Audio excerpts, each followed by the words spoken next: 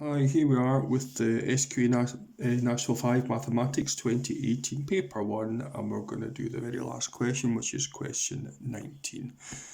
Okay, quite a lot happening here, so this might take a wee while. Okay, the first thing we have to do is express x squared take 6x take 81 in the form x take something squared plus q. P and q are both numbers. This is called completing the square.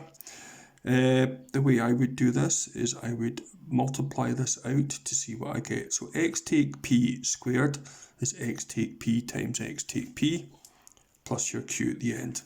Okay, the usual way of multiplying out brackets is I split the x there and the take p there, and you write x take p there and there.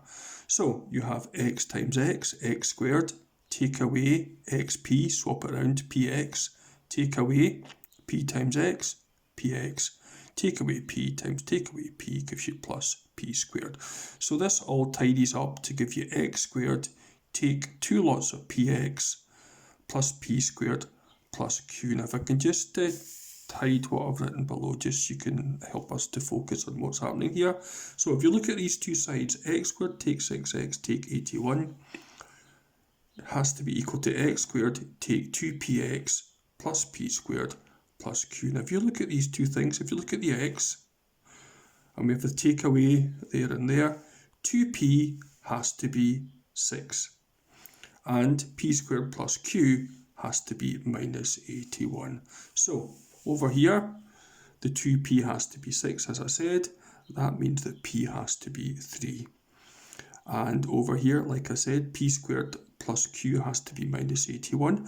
Now we know what p is, it's 3. So 3 squared plus q has to be minus 81. 3 squared, of course, is 9. Plus what makes them minus 81? Q has to be minus 90, of course. 9 take 90 gives you minus 81. So x squared take 6x take 81 has to be x take p, p is 3, x take 3 squared take 90. There it is there. Part 2 says, hence state the equation of the axis of symmetry of the graph of y equals x squared take 6x take 81.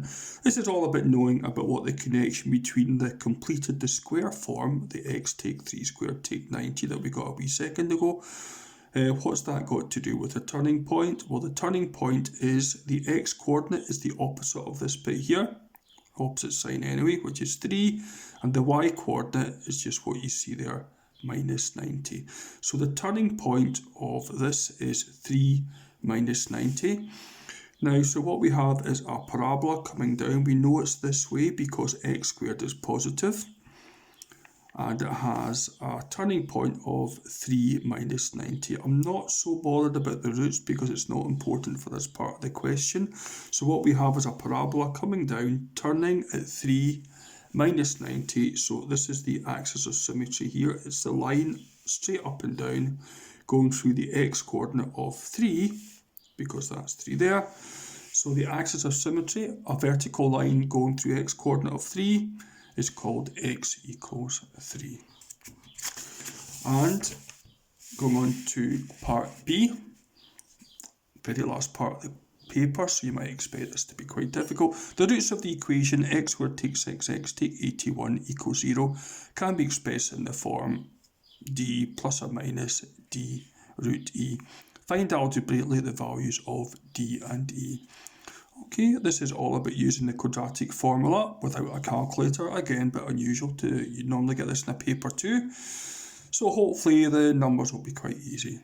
Okay, now the quadratic formula, I would always encourage you to look at the formula sheet to make sure you get it right.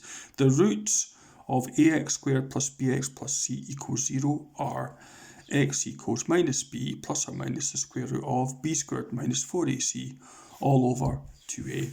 And we have a equaling 1 because it's 1x squared, b equaling minus 6 because it's minus 6x, and c equaling minus 81 at the very end. Okay, so let's plug in these numbers there. So x is minus b. Now b is negative, minus b is positive, plus or minus the square root of b squared minus 6 squared minus 4 times a is 1 times minus 81. Minus 6 times minus 6, of course, is positive 36. Take away, and 4 times minus 3 to 4 times 81. I should point out, there, do it there. You can maybe do it in your head, but I've just done it over here. 4 ones are 4, 4 eights are 32. So 4 times 1 times minus 81 is minus 324. Two minuses make a positive, and again, I'd expect you to be able to do it in your head, but there we go, have it there to give you 360. So we have x equaling 6 plus or minus the square root of 360 over 2. Now, what's the square root of 360? Well, if you remember your surds, you want two numbers that multiply to give you 360, one of which you know the root of, and this, of course, is 36. And 10 gives you 360. The root of 36 is 6, and the root of 10 we can't do anything with. So the square root of 360 is root 36 root 10, which is 6 root 10. So we have x equaling 6 plus or minus 6 root 10 over 2. Divide both of these by 2, and we have x equaling 3 plus or minus 3 root 10.